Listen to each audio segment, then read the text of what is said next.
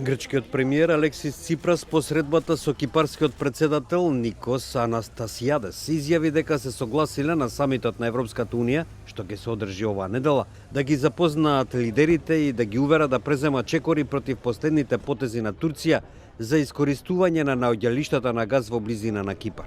Είχα λοιπόν την ευκαιρία να συνομιλήσω με τον Κύπριο Πρόεδρο, τον Νίκο Αναστασιάδη, προκειμένου να συνδιαμορφώσουμε από κοινού τα βήματα της Ελλάδας και της Κύπρου σε διπλωματικό επίπεδο μέσα στα πλαίσια της Ευρωπαϊκής Ένωσης, όπου και οι δύο συμμετέχουμε.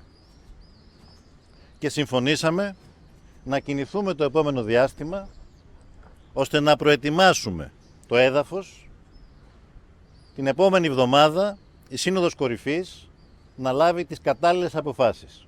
Ακόμα και την υιοθέτηση κυρώσεων εις βάρος της Τουρκίας, αν επιβεβαιωθεί ότι έχει γίνει γεώτρηση εντός της Κυπριακής αποκλειστικής οικονομικής ζώνης.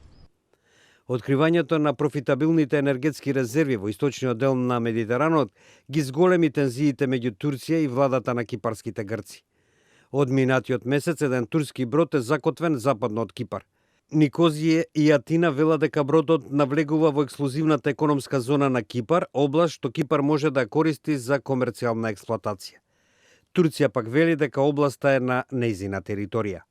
Το μήνυμα που θέλουμε σήμερα να στείλουμε είναι αφενός αυτό που ήδη έχω πει, το μήνυμα της απόλυτης αίσθησης ασφάλειας, αλλά ταυτόχρονα και το μήνυμα ότι όποιος παραβιάζει τα κυριαρχικά δικαιώματα της Ελλάδας, όποιος παραβιάζει τα κυριαρχικά δικαιώματα της Κυπριακής Δημοκρατίας που είναι κράτος μέλος της Ευρωπαϊκής Ένωσης, όποιος παραβιάζει το διεθνές δίκαιο στην περιοχή, να γνωρίζει ότι θα έχει συνέπειες.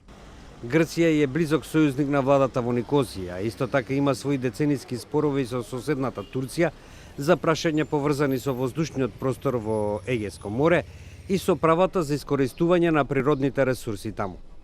Во петокот на Малта, шефовите на медитеранските држави на Европската Унија му понудија целосна поддршка на Кипар во спорот со Турција околу собственоста на масивните депозити на природен газ откриени на кипарскиот брег.